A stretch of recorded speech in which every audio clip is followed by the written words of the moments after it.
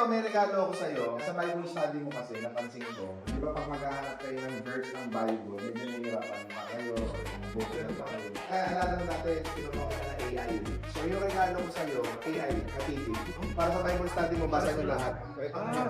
So ito, madami ko. Sa Bible study, pwede na to. Tapos ito, pag nag-zoom kayo pare, nakita ko kanina, nag-zoom kayo doon.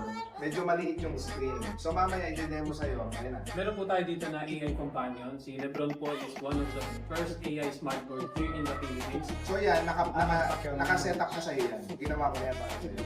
So pag nag-zoom kayo, AI yan, tingnan mo. Kung sino nagsasalita, diretso magsuzoom sa kanya yung camera. Subukan mo magsalita. Oh. Ayun. So nadedetect niya yung via voice kung sino dapat yung i-highlight sa Zoom meeting mo. Example, yung Bible study group. Example, yung group. Diba? So yan, as a group, pwede na kayo dito mag-access ng Zoom ninyo, ng Google Meet ninyo para sa Bible study niyo. So pwede nang may lumabas na verse dyan. Yung sa verse, ito na. Ito, i-open po natin. Meron po kasi computer. Ang ano nito, operating system nito, bago. Intel Core i7 na po and 256GB SSD na rin po siya. So, ibig sabihin pare, computer siya na iPad, ayan o, naka-diretso sa iyo. Pacquiao, and how can I help you today? So, this is your AI companion. Better siya kapag katahimik yung lugar, tapos walang ibang naririnig na boses, kundi ikaw. No? So, dito yung mga Bible study nyo, kung pwede nyo nang dyan gawin. No? Para sa iPad, no? Na malaki. Oo, na malaki. Alright, sige, go ahead. Aside po dun sa pagiging iPad niya, pwede rin po siyang digital whiteboard na po. Especially sa mga meetings po natin, sa mga trainings, pwede na po tayo dito magsulat. Hindi na po natin kailangan ng mga whiteboards. So for example, meron pa tayong meeting, MPay. Pwede pa po siya murahin gamit yung cam natin. Hindi naka-download pang ano, yung PowerPoint, pang PowerPoint. Opo. And pwede pa po tayo mag-add ng mga pages dito. For example, page 2 na po to, page 3.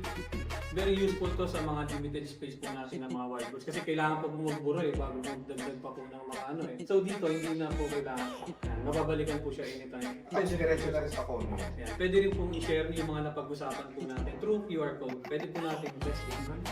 Ayan. So, example yan, pare. Kung ano yung nakasulat dito, yun din na mag-a-appear sa mga cellphone nila. So, pwede mo i-send yung QR code na yan. Example, ang Bible study natin ngayon, ito yung mga verses na ginamit natin. Nagsulat dito si Pastor. Pwede nilang i-scan yung QR code. Lalabas na doon yung napag-aralan ninyo. Tapos kung pwede mo siyang diretso ng i-prompt sa AI, i-send mo yung picture, ibibigay na sa'yo lahat yung summary ng lesson ng Bible study.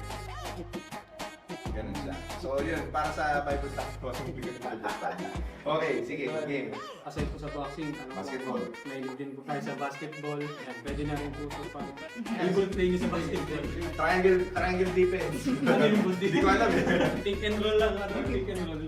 Ayan, for example, pwede tayong maggawa ng play. Magagamit ko sa opisina ko. Yeah. Ayan. Sa Manila. Yeah. Tama ni Ping ha. Sige, ano pa? What else? Ito po yung main menu niya. Pwede rin po split screen. Habang nag-meeting tayo dito, nag-annotate yung mga important notes. Pwede rin po mag-open dito ng another browser. Pwedeng Canva, pwedeng Google Sheet, or anything po na kailangan i-open. Habang ginagamit ko yung isang Oo. ko yung So, dalawa.